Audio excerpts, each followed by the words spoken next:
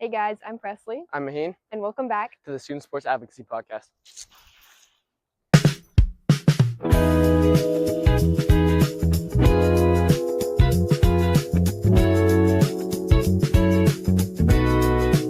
For anyone listening who doesn't know you, can you explain a little bit about yourself and your role on campus? All right, yeah, my name is Coach Adam Christensen. Some people will know me as Mr. Christensen if they're in my classes, and some people know me as Coach Adam if they're in one of the sports. I am a teacher here on campus, been teaching for 7 years, physics and engineering currently. I've also taught chemistry as well. I am an advisor for Astronomy Club. If you're interested in that, please let me know.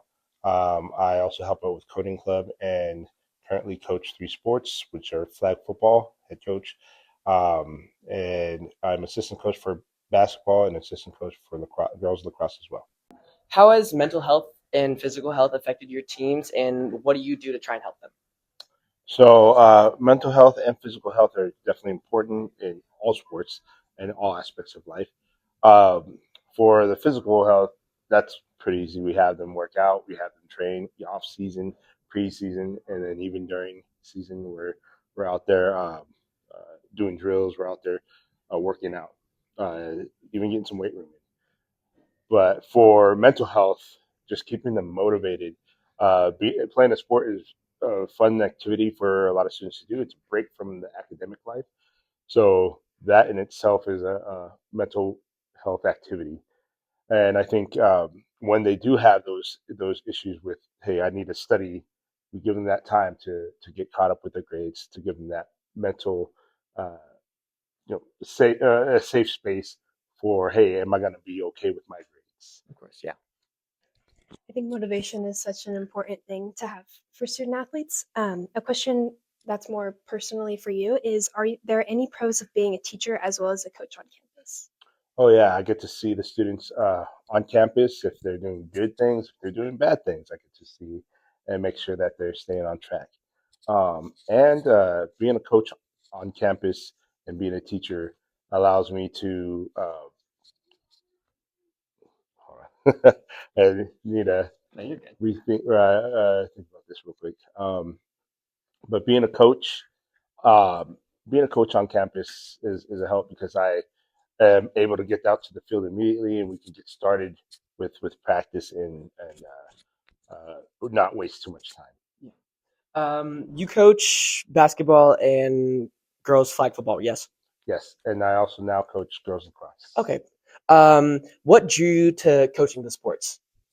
Well, how I started was right after COVID, they needed a new basketball assistant, and I volunteered. I love playing basketball. I love watching basketball. So when the opportunity came, I said, raised my hand, and they took me in.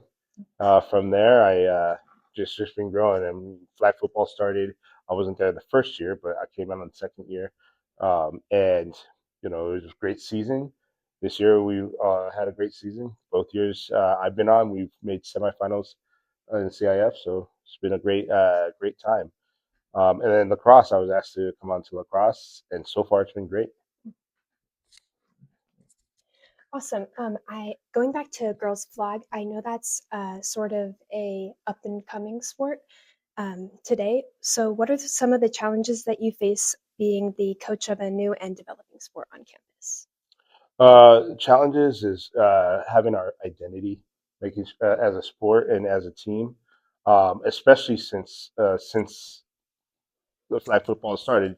There's been a new head coach every single year, so this will be the first time for next year. I'll be coming back on as the head coach, so hopefully we can be a little more settled. But yeah, I think that's a challenge in itself is finding the right coaching staff, right team, right mentality. How important is the viability and promotion of the sport on campus? Well, of course, with any sport, it's important to have promotion to draw in the best athletes, the best student athletes to the team. That way, we can compete in our league, which the Big Eight is one of the toughest leagues out there. So, we need the best we can get. Yeah. Personally, for me, I played boys volleyball. I'm on the varsity team. Definitely having a big community to come in and watch you play and let people know that, hey, we're out here too is definitely an experience that I enjoy seeing a bunch of people in the crowd and play for them. And I know that for myself, at least, I play better when I see a bunch of people and I get to play for them and not just myself. For sure. Yeah, and I think for all sports that's a great thing. And one thing that I hope to promote is for women's sports and girls sports to have more of a crowd show up as well, because they are working a lot, right? They're putting a lot of work in, and uh, that support from not just their family but from the school and the community would be amazing to see those stands filled. Yeah, as a female athlete, I completely agree with that. How do facilities or access to equipment impact athlete performance and confidence? Of course, when it comes to field space, we are a big school, so it's tough to find um, a lot of space. But with all the coaches around, we tend to work with each other to spread out the stadium versus the field, or if it's on the court versus the NPR. Um, so managing that time to get the slots on the main gym or on the stadium is big for motivation for the teams. But also they got to realize that sometimes practicing on the practice field or the NPR is helpful because you're going to go to a school where they might not have the best facilities, and if you can play on those types of fields, then you have an advantage. Um, with how much student athletes do, how do you specifically help them balance their academic and athletic life? So for my sixth period, I have flag football, and when we're not in season, I hold a study hall in class. So if they have anything that they need to work on, they can study during this period. Also during my office hours, they can come in. I teach physics and engineering, but I can help out with most of the sciences and the math. Uh, uh, so if they have any questions on that, and in fact, if anybody has questions on that, feel free to sign up for my office hours and I can help out. I know we can appreciate when teachers accommodate for us as we have really busy schedules a lot of the times. Kind of on the same note, from your experience working with athletes, what's the biggest challenges that student athletes face?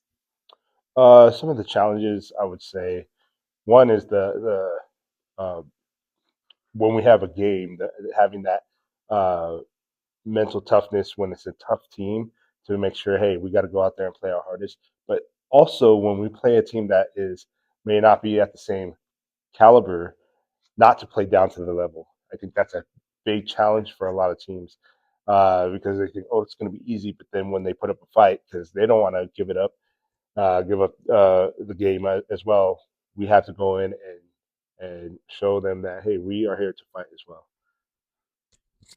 Yeah, dealing with an or being on a team and a captain as well, it is hard to kind of stay on a different level as other coaches and other like players. Dealing with them, say, like trash talking, is something that I deal with a lot. How do you like try and prevent like trash talking between like teammates? So, excuse me. Um, so if I hear it, I squash it. I try to squash it right away. Um, if there's trash talking, we pull them aside and say, this is a team. We are a team. If you're trash talking your own teammate, you're trash talking yourself, right?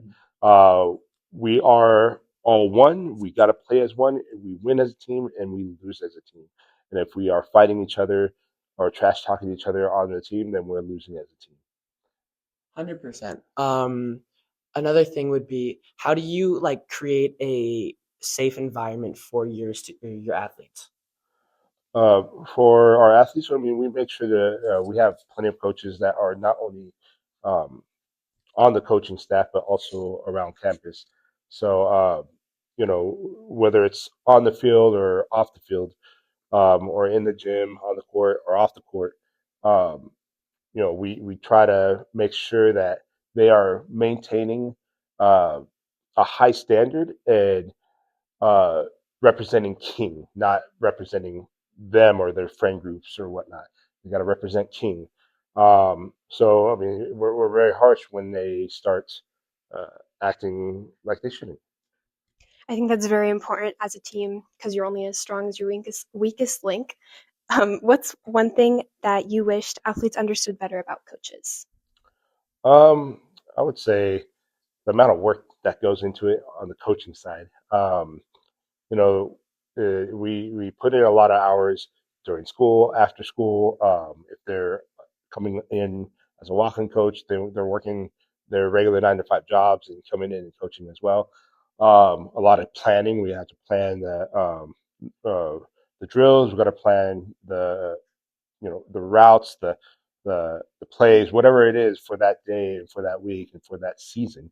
We've got to plan it out, and that takes a lot of time communicating with other schools to get games, communicating with the athletic directors for various schools to make sure that we get what we need for the team, and then also the fundraising aspect. It's a lot of work.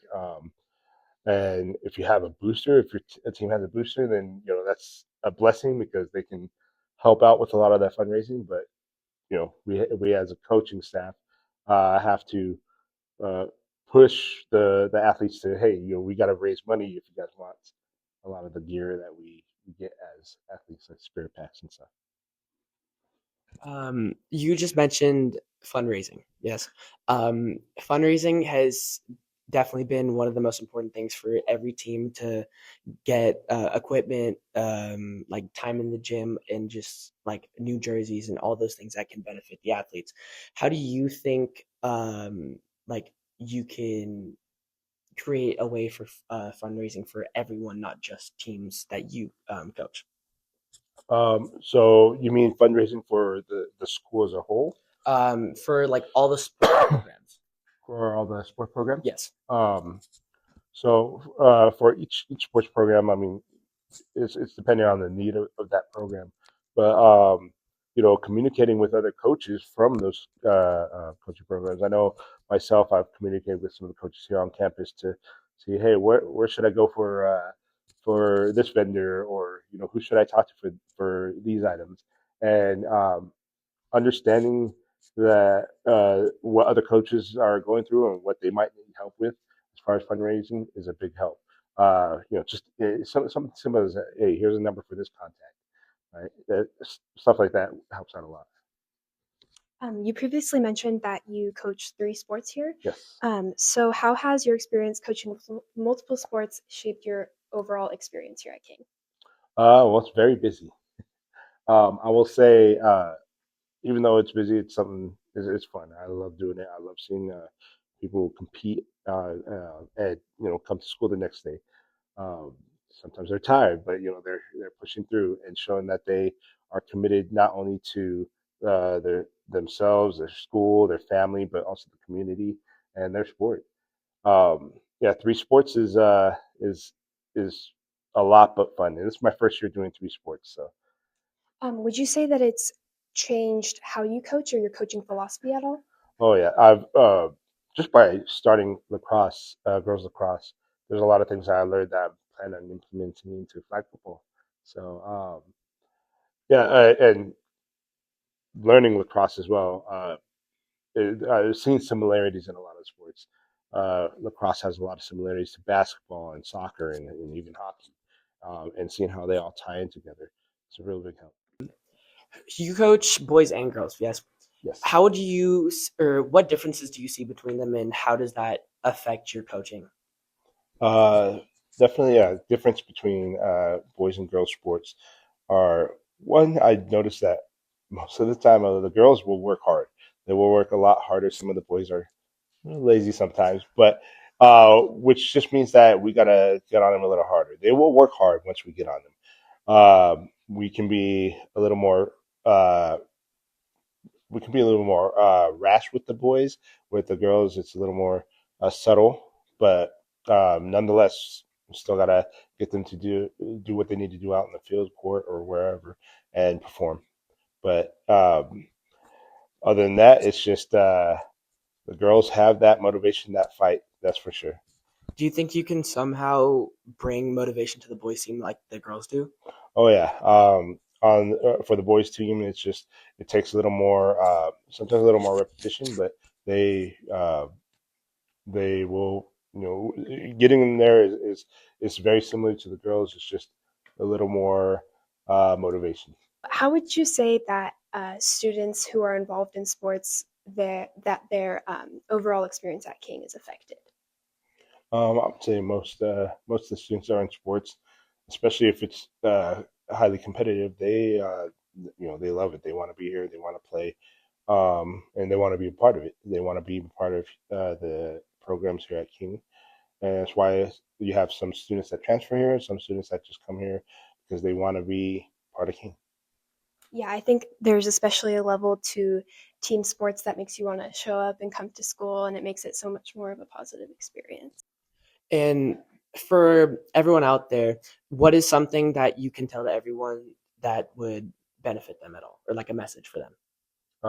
For if you're not in a sport, I highly recommend looking for the sport that is for you, whether it's flag football, whether it's basketball, whether it's even band. You can consider band a sport.